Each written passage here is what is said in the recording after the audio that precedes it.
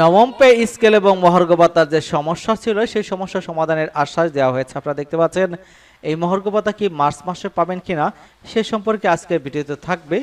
তো চলুন মূল আলোচনা। তবে আলোচনার আগে কিন্তু আমাদের একটা রিকোয়েস্ট থাকবে যে চ্যানেলটিতে নতুন হয়ে থাকেন তবে চ্যানেলটি সাবস্ক্রাইব করে আমাদের সাথেই থাকুন। আপনারা ইতিমধ্যে অবগত আছেন যে মহার্ঘ ভাতা দেওয়ার বিষয়ে কিন্তু দুই রকমের বক্তব্য পাওয়া গিয়েছিল।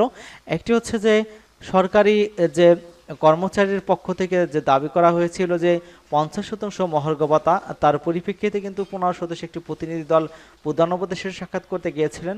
সেখানে তাদের সমাধানের আশ্বাস দেওয়া হয়েছে এবং আপনারা ইতিমধ্যে অবগত আছেন অর্থ উপদেষ্টা বলেছেন যে এ বিষয়ে কোনো সিদ্ধান্ত হয়নি। অন্যদিকে আমরা দেখতে পাচ্ছিলাম যে সিনিয়র সচিব মকরুল রহমান তিনি বলেছেন যে মহার্ঘ ভাতা কিন্তু দেওয়া হবে এবং জুন মাসের আগে দেওয়া হবে।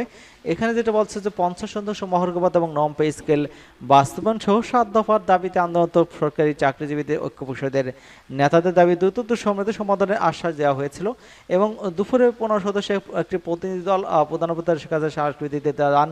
তখন প্রধান উপদেষ্টা ব্যস্ত থাকায় তার হয়ে সহকারী একান্ত সচিব সাব্বির আহমেদ তাদের এই আশ্বাস দিয়েছিলেন।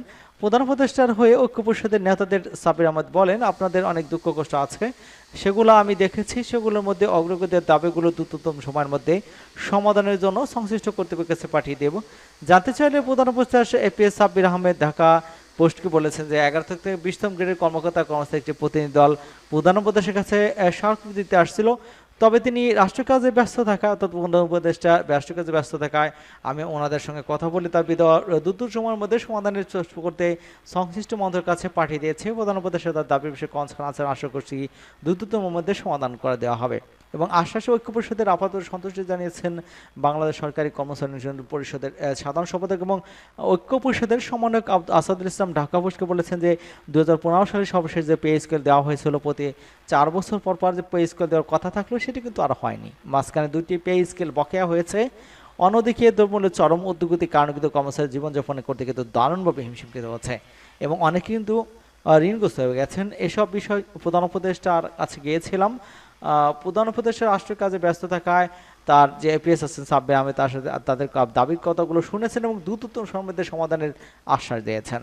আপাতত তার আশ্বাসে বিশ্বাস রাখতে চাই, আমরা তার কথা এবং কাজের মধ্যে মিল পেতে কিছুদিন কিন্তু অপেক্ষা করব।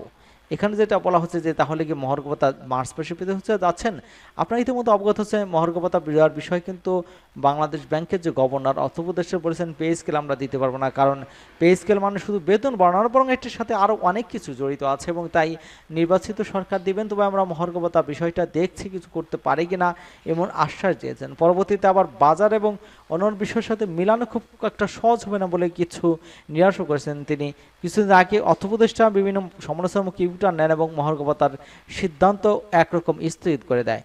মহার্ঘ ভাতা কবে দেবে এই ব্যাপারে কিন্তু সরকার কিছু এখন স্পষ্ট করেনি এবং আমরা ইতিমধ্যে দেখতে পেয়েছি যে মহার্ঘ ভাতার যে সরকারি কর্মকর্তা কর্মচারী তাদের গ্রেড অনুযায়ী কিন্তু 2 ভাগে ভাগ করে মহার্ঘ ভাতা দিতে পারে সরকার। 14.5 লাখ সরকারি চাকরিজীবীকে মূল বেতন সর্বনিম্ন 10% এবং সর্বোচ্চ 20% মহার্ঘ ভাতা দেওয়ার পরিকল্পনা রয়েছে। এর জন্য 1 বছরের সরকারের বাড়তি খরচ হতে পারে অন্তত 7,000 কোটি টাকা এবং বর্তমান পরিস্থিতি অর্থনৈতিক দৃষ্টিকোণ থেকে এই বাড়তি ব্যয় যৌক্তিক না বলে মনে করছেন অর্থনীতিবিদরা।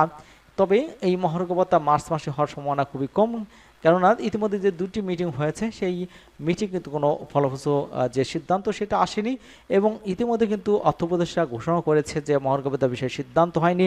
সুতরাং আরও কিন্তু এটা দেখভাল করে এবং মিটিং করে সেই বিষয়ে সিদ্ধান্ত পৌঁছাতে পারে বলে আমাদের ধারণা। সেক্ষেত্রে কিন্তু জুন বা জুলাই মাসে হতে পারে মহার্ঘ ভাতা, এমনটাও কিন্তু আমরা ধারণা করতেই পারি। সকলকে ধন্যবাদ জানাচ্ছি এবং আমার যে চ্যানেলটি কেউ কোনো যারা সাবস্ক্রাইব করেনি চ্যানেলটি সাবস্ক্রাইব করে আমাদের সাথে থাকুন।